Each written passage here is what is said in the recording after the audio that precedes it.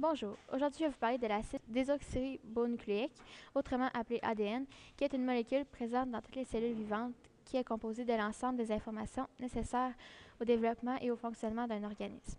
C'est aussi l'hérédité car il est transmis lors de la reproduction.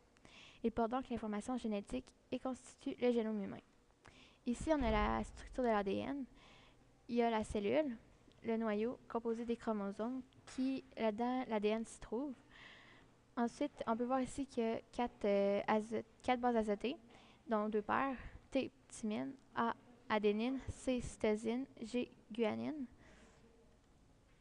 Le noyau atomique, est au cœur de l'atome. Il contient les nucléons, c'est-à-dire les protons et les neutrons. Il a donc une charge électrique positive. Les chromosomes. Un chromosome est la structure qui renferme l'ADN, donc les gènes de l'individu, qui lui est un segment d'ADN qui va déterminer un caractère génétique particulier, exemple la grandeur d'une personne ou bien la couleur de ses yeux. Et ils sont transmis à ses descendants lors de la reproduction asexuée. Dans une cellule, il y a 23 paires de chromosomes, c'est-à-dire 46 au total. Et les chromosomes sexuels qui sont XX pour la femme et XY pour l'homme. Le chromosome est l'élément porteur de l'information génétique. Les chromosomes contiennent les gènes et permettent leur distribution égale dans les cellules filles lors de la division cellulaire. Ils sont formés d'une longue molécule d'ADN associée à des protéines, notamment les histones. Entre deux divisions, la séparation entre les différentes molécules d'ADN, les chromosomes, est peu perceptible.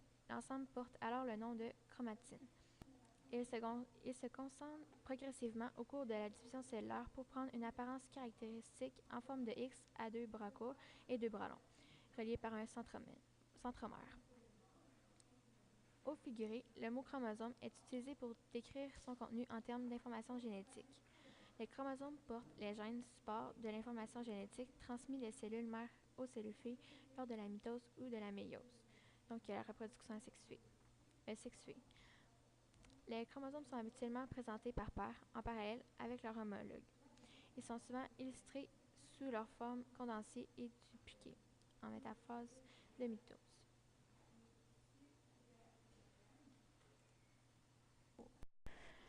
Une molécule d'ADN se présente sous la forme d'une double hélice enroulée.